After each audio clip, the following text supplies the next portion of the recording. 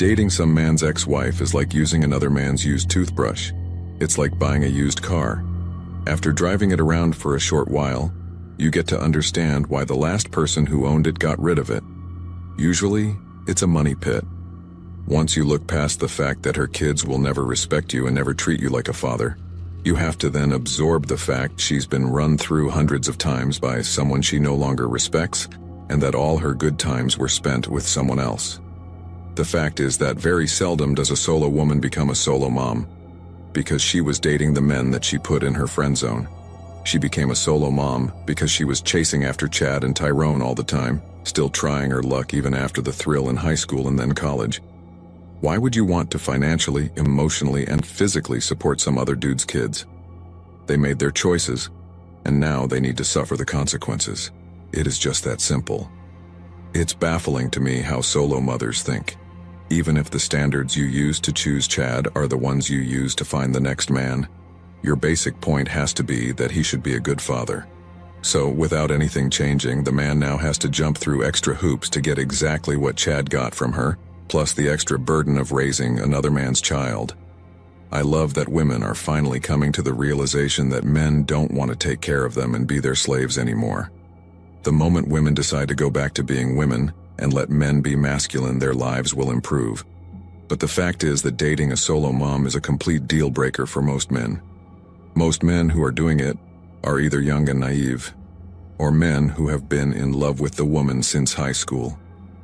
When a 30-year-old man with just decent self-respect reads about a solo mother, they turn the page unless she looks really good and they just want to smash. There is nothing worse than a solo mother.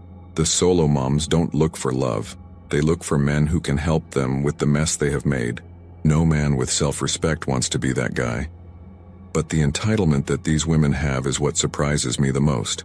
With or without a kid, they spend their 20s friend-zoning or outright dismissing all sorts of great guys. Then they hit their early 30s and want to settle down. I have no problem with that. The problem is that when they don't get hit on, like they did a decade earlier, they're like, where are all the men? Then they try to make it all about men, when in fact men have nothing to do with it at all. Most of the men have either already found somebody or aren't actively looking for a girlfriend or wife. There's no such thing as a good solo mom who isn't a widow whose children were born 9 months after her wedding. End of story.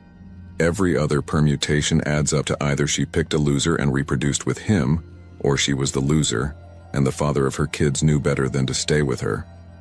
I had a friend who told me that he once dated an older woman who was solo and had had children with her ex. Soon after, she started talking about marriage, which eventually led her to ask him that if they do get married, he'll have to adopt her son. That led to her explaining to him in full detail how he has to be the one who will have to provide for him as well as her for the rest of their lives. My friend, who really is a gentleman, but also very practical, ended that relationship and told the woman that he could not bear her children's burden on his shoulders because he would not be able to love them like she does.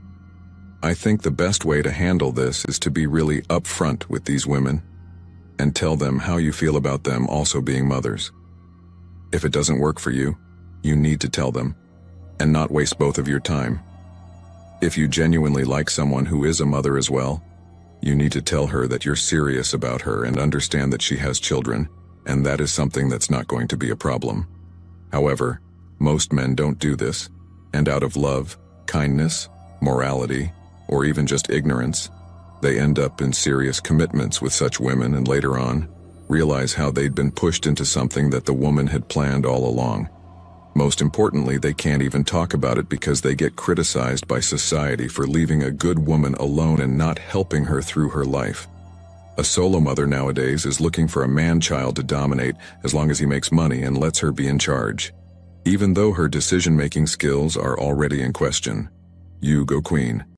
But since you are a queen already and so far above me since I'm only a peasant, I'll keep testing out princesses without children yet. It's still a bad bet, but less of a loss than to you. Even worse, if you date a solo mother long-term and break up, she can sue you for child support saying that you took over the duties of father to her kids. All she needs is evidence from friends who say you took kids to the park, school, or the doctor regularly. And that's you screwed paying for kids for up to 18 years. How unfair is that? When a relationship is new, it's exciting and people feel very wanted. Once people get used to each other, women expect to be treated the same way as when the guy was trying to win her over. When this does not happen, they say the relationship isn't working and break up, then they repeat the cycle again. Eventually, that solo mom will see you as just as bad as the husband she left. A big part of relationships going bad is also the friends. Women with solo friends will talk to their friends about the man, and the solo friend will tell the woman he doesn't treat you right. Girls and guys both need to stop taking advice from their friends about their partners.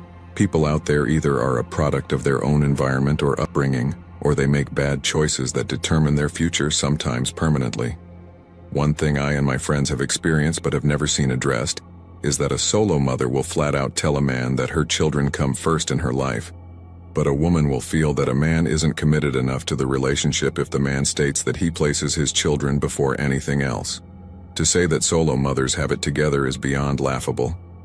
It's obvious she is most likely argumentative, difficult, bossy, makes poor decisions, and believes she is independent despite looking for an alpha high-value man to take care of her and another dude's kids. Basically a walking wallet, because her first bad boy choice didn't work out. Solo mothers settle, and every man deserves to know they were not and are not the first choice and just the nice guy who will never get what the bad boy was handed. It's not a good situation for men. Being with a solo mother is deciding to be with someone selfish enough to have already failed a relationship or marriage where someone's life is involved. The children. 98% of the time or more they chose to be solo or divorced, meaning they chose to make that child's life more difficult. That alone should be disqualified, even if you don't incorporate some dad or dads being around somewhere. The increased use of money, the increase in demands, the decrease in looks, the decrease in attention, and actual dating. It's a loss in every category. It's just better to be solo for men. One of the biggest problems is that most solo moms think they deserve a supermodel as a partner, instead of going for someone who will treat her and her kids well. Most are not used to a good, honest man. Women tend to use the notions of love to keep men in their control. Having kids with these women allows them to use men's resources more openly and to their advantage. And women are very shady when it comes to their resources. I have yet to meet a woman who is generous with what she earns or has inherited. And yet, they expect men to work hard all their lives and just hand over the money to these women. Men are now realizing this and not giving in to this manipulation as much as they used to in the past. Men have had enough of the tests and the games, and have been burnt far too often to know what women truly want. Yet, there are men who are still far from this, and this is why women still continue doing this even today. Simps who don't have strong willpower are easily seduced, because women find out their weaknesses and exploit them. A woman who's really great in bed will always be a weakness for weak men. Men need to realize that the hour of pleasure they have in the bedroom is not unconditional. The woman you're dating or are supposed to marry is only doing that, so she can get your resources in the long term to finance her life and fuel her material and societal wants. The raw truth is that a solo mother feels entitled to special treatment by society. She expects all men to help her out without hesitation. She feels that men should go out of their way to be nice to her, perhaps as a way of apologizing on behalf of the man who left her, and basically represent the male species in a better light in front of her. Guys really don't need to do any of that and will never do any of that. Guys just aren't interested in helping moms who are solo.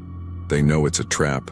They know it's a double-edged sword, laced with guilt-tripping emotional blackmail, servitude, and slavery. Men have had enough and are choosing to go their own way. They're doing everything they possibly can to avoid women such as solo moms who want helpful guys to partner up with. Thanks for watching The Circle of Kings. As always, we're looking forward to your support. So please hit the like button, share this video with your friends, and subscribe to the channel to stay updated with everything all kings like yourself need to know.